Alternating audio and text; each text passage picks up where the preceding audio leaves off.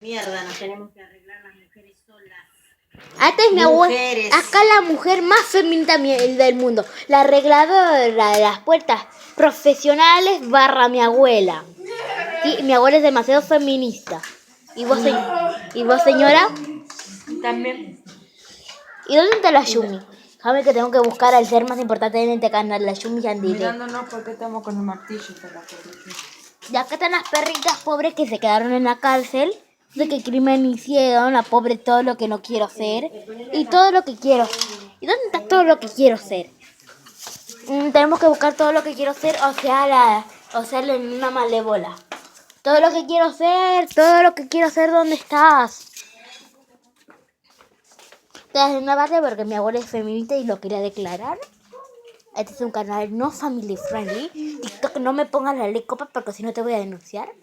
Like no. Vayan a TikTok a subir videos.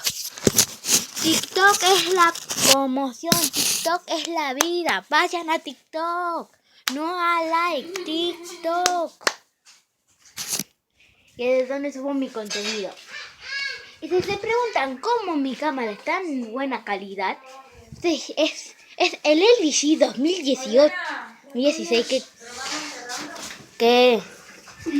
estoy promocionando el LG. Estoy acá promocionando el LG. LG, pagame porque si no te tiro un tiroteo en la casa. Bueno, no.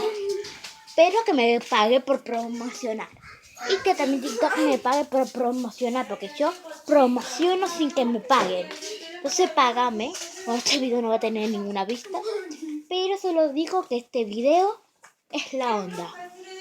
Y mi abuela y mi mamá están insultando al fondo porque la puerta no funciona. Este es el video cómo no reparar una puerta. XD.